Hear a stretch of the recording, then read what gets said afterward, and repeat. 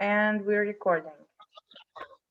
Okay, السلام عليكم. يعطيكم العافية جميعا. I'm going to start with the course description, and I'm going to do it really quick because we need to start with the lecture. Okay? Okay. Okay. So basically this practical course, can you see my screen? Can you see the screen? Yes. Yes. Yes, we can.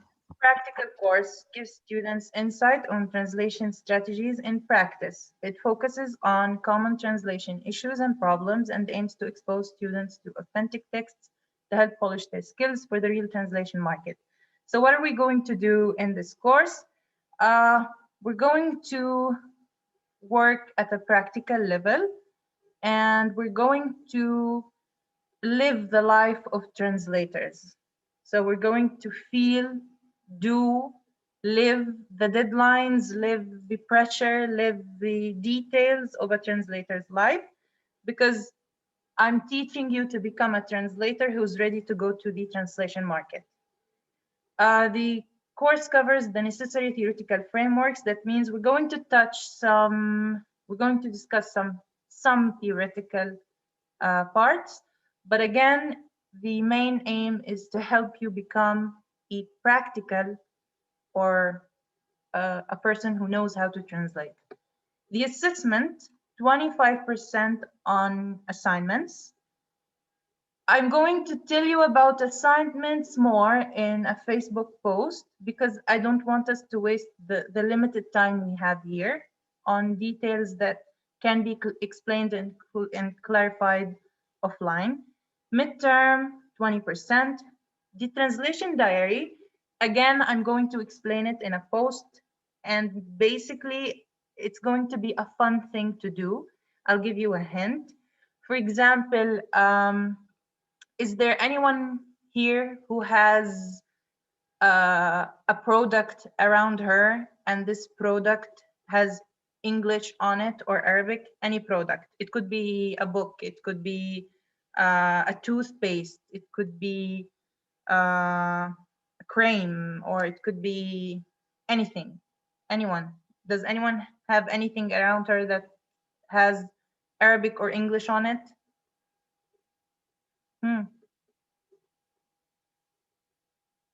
Yes, I have a sanitizers. Okay, good.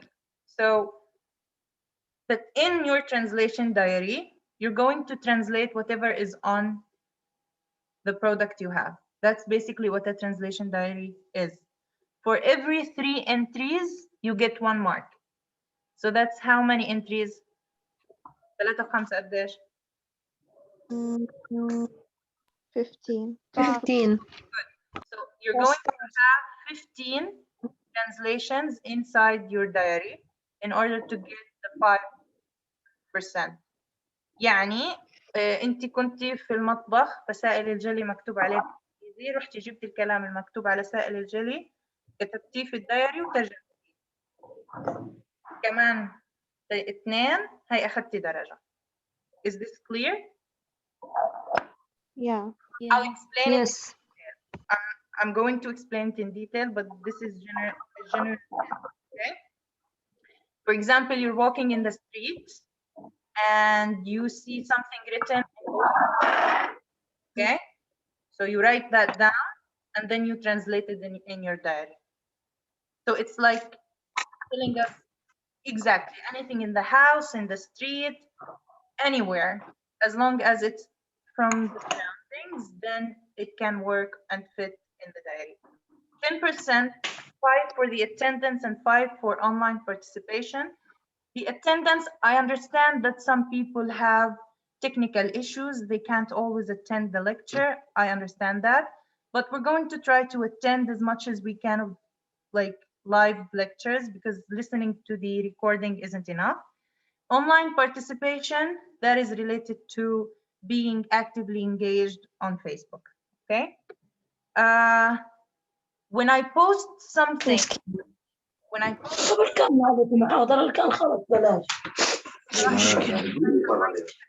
كل عملته وانا هذا بس انا تو تقدرت اخف النت. اللي فاتحه المايك تسكره. تمام. So like I was saying, when I post something that is graded, يعني لما أحط شغلة عليها علامة عليها درجة حكون حاطة لكم في البوست بين قوسين this is graded. تمام؟ بمعنى إذا البوست مش مكتوب جنبه graded then it's not graded. It's not included in the 5%. Is that clear? Yeah. Yes. Let's look at the textbook. Has anyone bought Dr. Muhammad's book yet? Have you bought the book yet? Yeah. I did. Yes. Yeah, I Yes. did. Yes. No, أنا ما اشتريت.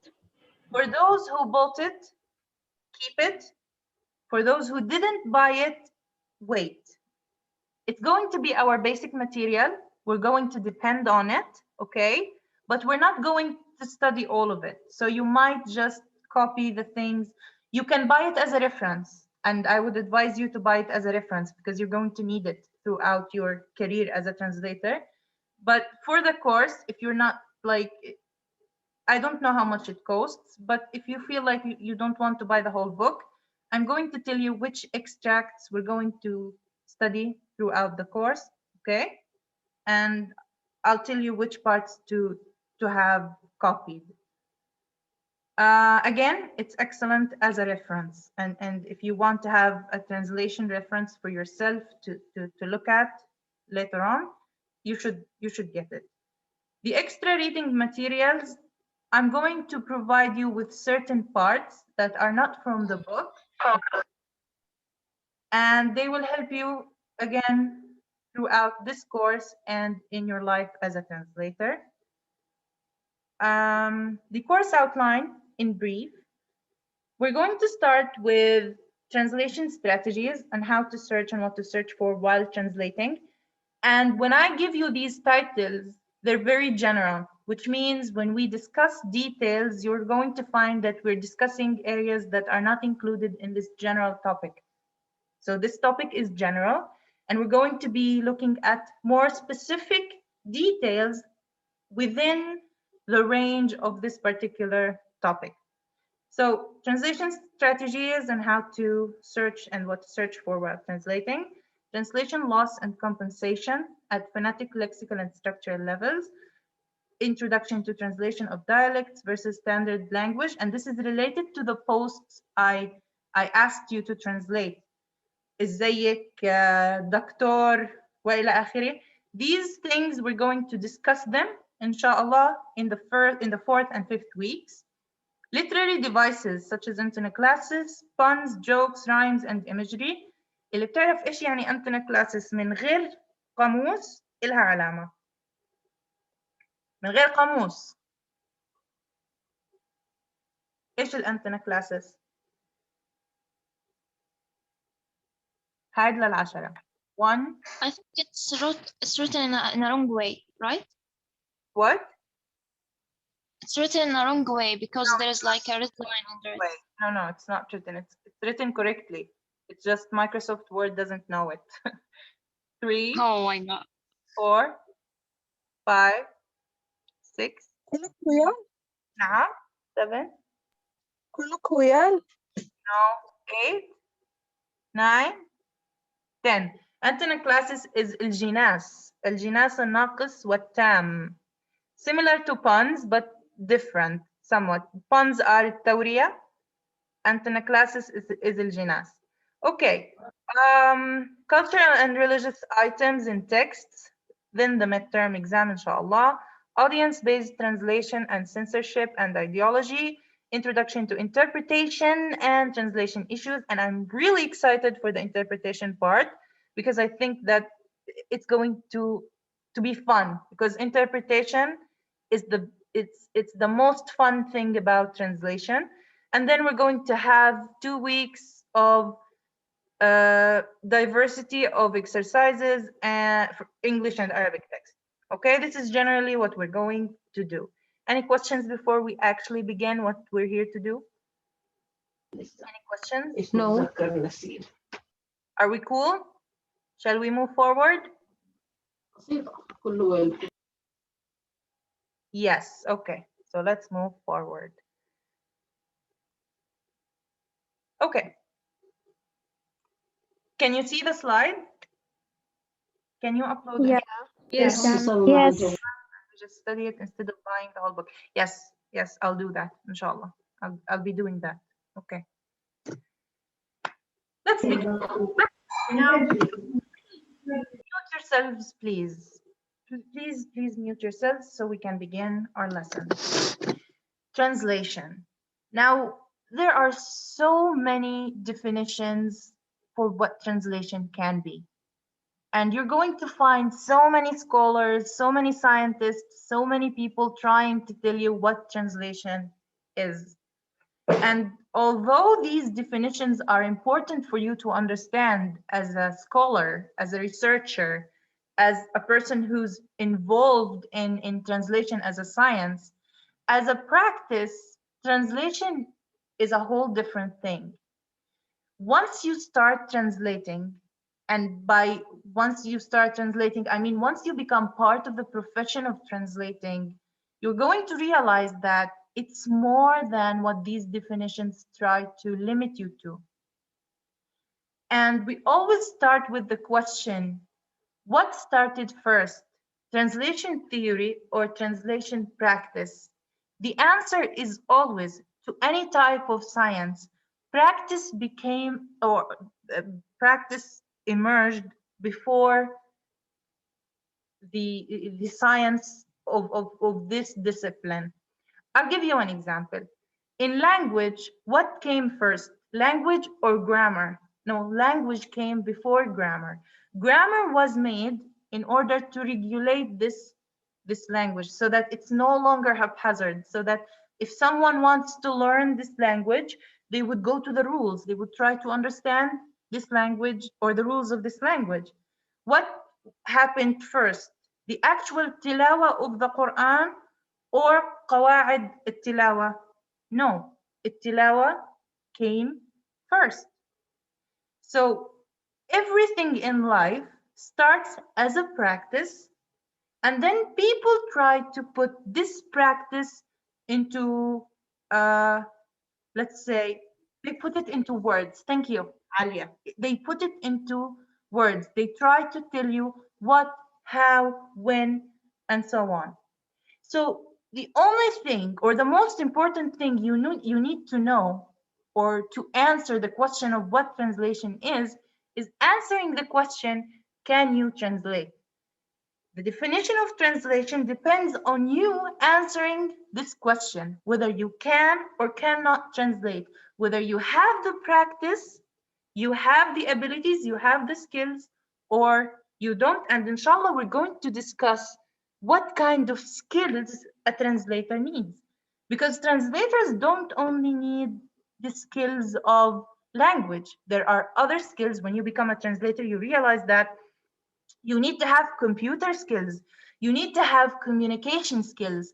Why would I need communication skills? Because you're going to be talking to humans. You're going to be dealing with clients. If you're interpreting for someone, orally interpreting, عشان نتفق لفظ interpretation معناه ترجمة فورية. Interpreter, interpretation, interpret كلها لها علاقة بالترجمة الفورية. Translation, ترجمة الكتابية. So when you interpret, you're dealing with people. So you need communication skills. You need social skills. You need exactly tools that's related to technological skills. Your comments are really appreciated, but I can't look at them while I'm explaining because they distract me. So I'm going to close the chat for me, and I'm going to review your comments before we end the lesson. So send your comments. No, it's fine. Send your comments, but I won't respond now. If you have a question, I'll answer you later on. But if you don't understand what I'm saying, raise your hand. Okay? Let's agree on that. So let's go back to what we were saying, that a translator needs so many skills that are not limited to linguistic skills. What texts can I be asked to translate? Any kind of text. Any kind of text. You can translate what's written on products. You can translate what's written on walls. You can be asked to translate a medical report, a legal document, a movie, what else? Anything in the world that is written or spoken can be translated, and you can be asked to give translation to that particular text. Why is this question important? Why do we have it in one slide? Because some people think that you're going to translate words. No, you don't just translate words. You translate things that are used in real life. You're expected to be able to translate whatever comes your way, especially if you're a general translator. If you're not a specialist, later on we're going to talk about how to become specialized in a certain type of translation, political, medical, legal, literary, and so on, okay? These are the 4 questions that are going to be the guidelines of our coming lectures, the first 2 weeks lectures, or not the entire 2 weeks, but like the general, let's say, guideline of today's lecture. Why? The question is why we must not use Google Translate while translating. Now, in order to answer this question, what we need to understand is this. There's a huge difference between human brain, human mind, human memory, and an online tool or a technological tool that does not have real intelligence. That's why they call it artificial intelligence. So it's ذكاء صناعي. It's not real. It's not made by Allah Azza wa Jal. Now, when you put the creation of human beings on one side and the creation of Allah on the other side, Allah's creation will win because Allah is the ever creator. He's the creator of all creations. Now, Google makes mistakes. Google is a tool that helps people who don't understand the language to understand the minimum surface of what is being said. Okay, again, Google offers the minimum surface of what is being said. If I'm a tourist and I want to go to Turkey and I don't understand the language, but at the same time, I don't need an interpreter. I don't need a translator. I just want to order food. So I'm not going to go and hire a translator and pay him so and so to come and tell the food guy that I want two chicken burgers. It doesn't make sense. I'm going to pay $10 for the chicken burgers, and then I'm going to pay this guy 15 or 30 or $20 to translate for me. So it doesn't make sense. So in this case, I use Google Translate. Minimum surface language. I just need food. Give me food. I want burger. I want chicken burger. That's it. Okay. So what does it do? What does this tool do? It basically translates the dictionary meaning of this sentence. And with other languages, it's fine. It does the job. But with Arabic, it's not the same. You know why in Arabic it's not the same? Because in Arabic, the language is complicated. Can someone tell me what is the characteristic of Arabic that is not found in any other language in the world?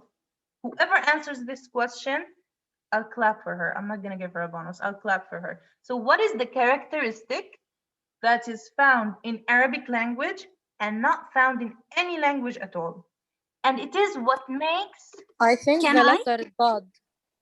عليا رفعتي ايدك اتفضلي. I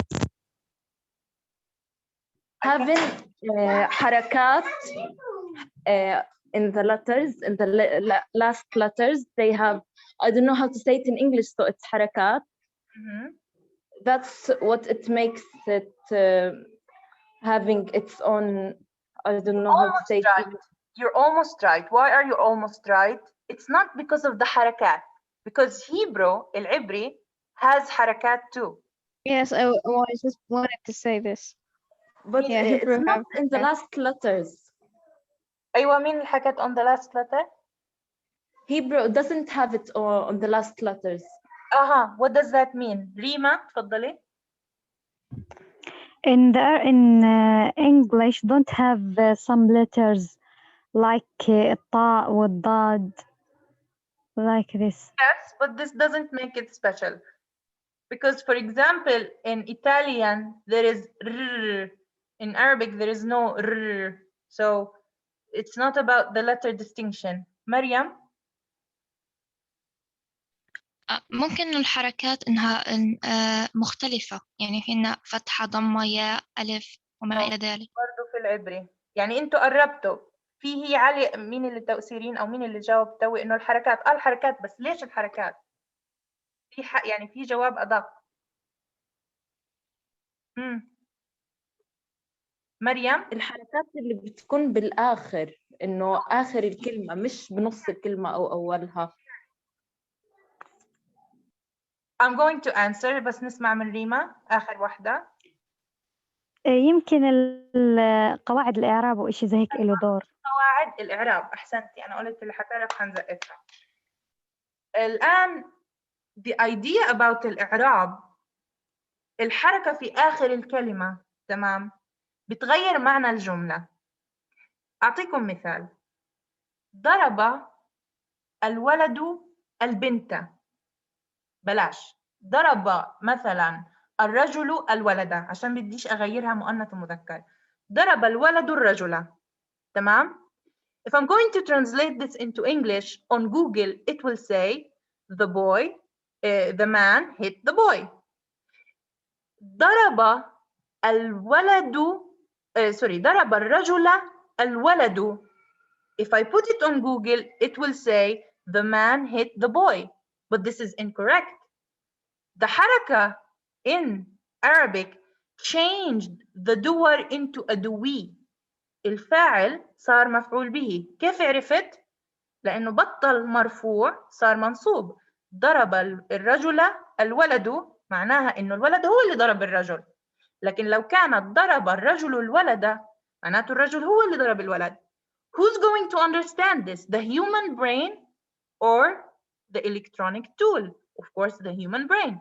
So that's why no matter how developed Google is, it will never replace the human mind because it cannot make these simple distinctions that are related to the collective memory, the harakat, and so on. Is that clear?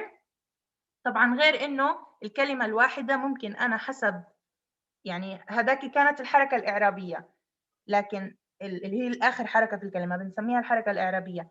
لكن ممكن برضو الكلمة نفسها، تمام، أنا لما أقول شعر مش هيفهمها هو إلا لو إيش، تمام. أوكي. يس، حد رفع إيده وبعدين نزل إيده. تمام. عموما أنا هيك. Yes, it's me. تفضلي.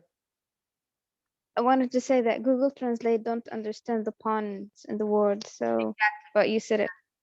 It gives you the minimum surface translation, the dictionary translation. So the question is, can it replace human mind? Never, ever. No matter how it developed it becomes, it will never replace human brain.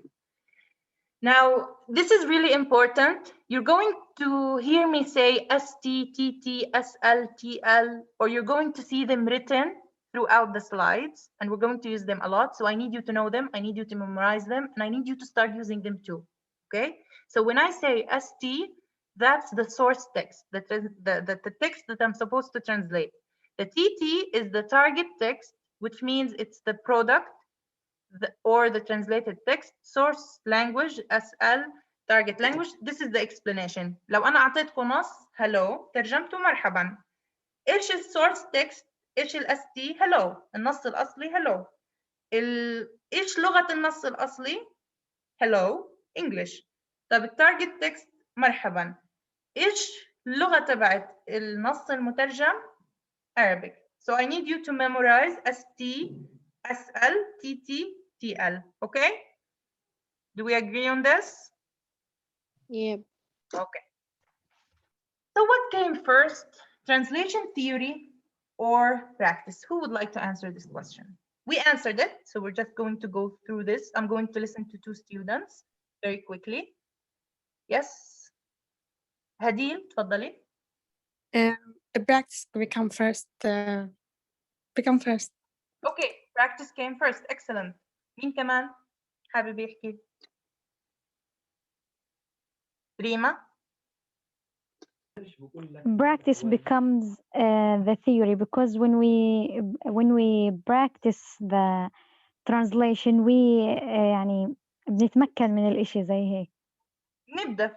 أي حاجة في الدنيا بدأت بالعمل قبل القاعدة. بس خلونا نسمعها مع بعض. Practice came first, not became. Came. جاء. Came. Practice came first. I'm going to send you إن شاء الله، بس حد يذكرني. طبعا أنا يا جماعة بنسى كتير، تمام؟ فبدي دائما حدا يذكرني. لما أقول لكم حد يذكرني إني أبعت لكم مقالين مكتوبين باللغة العربية، بس يعني بيحكوا عن the role of translation in Islam، تمام؟ and how Muslims took care of translation from the very early time. Okay? I want someone to remind me, so please remind me.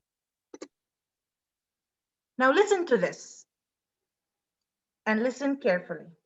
I did not think I ought to count them, referring to words, out to the reader like coins, but to pay them by weight, as it were. This guy is a translator, a philosopher, and a lot of other things that I didn't remember or I didn't memorize. And he's talking about how translation, or how he sees translation as going through a whole text together, not separating it into words like coins. So it doesn't give you one coin at a time. It doesn't give you one word at a time. It gives you the entire weight of the text, which means it handles the text as one complete entity, not as separate words, separate verbs, separate nouns, separate adjectives.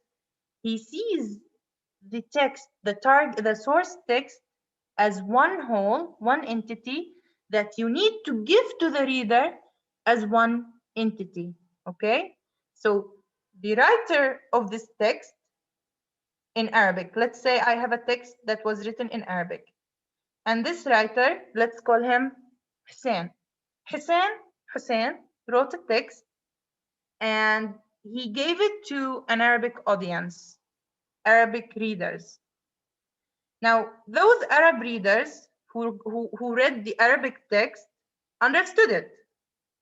Now, Hussein asks David to give this text that was presented fully to the Arab readers and give it to the English readers. The wrong way is to separate this text into words that are disconnected. The correct way is to take the entire entity from Arabic and present it to the English readers or the English audience as one mass, one entity.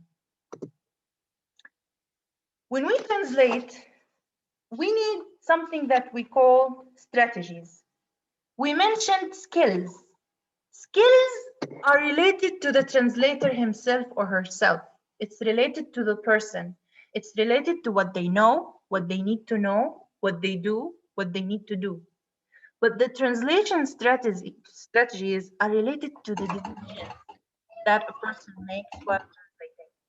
And you're going to hear me say decision makers, decision making, decisions all the time.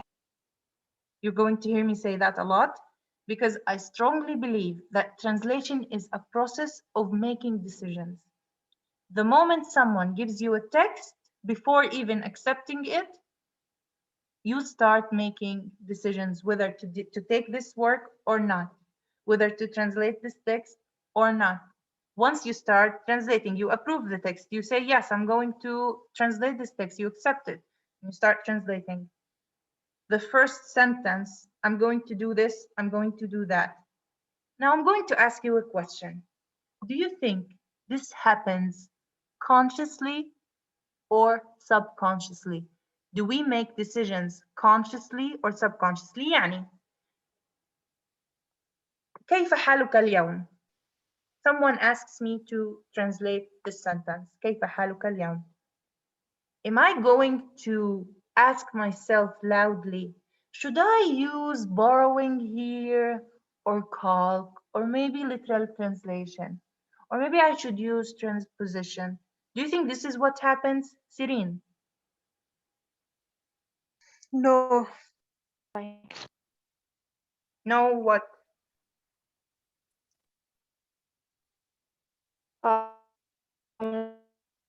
بيقطع عندك. The process of making is oh, okay. Is my voice clear now? Hardly.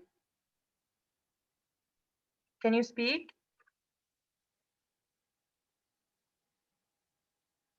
طب اسمع، اكتبي لنا إجابتك قبل ما أسمع من حد تاني، يعني اكتبي إجابتك على الشات قبل ما أسمع من حد تاني. زوم يوزر، من أنت؟ ما اسمك؟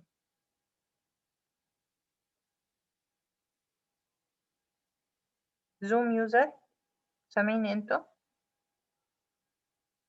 Yes, we do. مين زوم يوزر؟ على الأغلب أنا. أيوة، مين أنت؟ تسنيم. أهلين يا تسنيم. طيب تفضلي جاوبي. أهلا فيكم. I think it is come randomly. Not randomly. Let's be specific with the words we use. You mean subconsciously? Okay, but without decision. طب كملي. بس هيك I think. Okay, so you say it's إنه random. مش هقعد سنة وأنا قاعدة بفكر بإيش يعني هذا الإشي صح أو لا، وبدي أستخدم هذا الستايل or not، وهو هيفكرني كذا. لا، أنا مش هقعد أفكر لسه. ها إيش هتعملي؟ لا، أنا هترجم عدل. How are you today? طب لو أنا حكيت لك تجميلي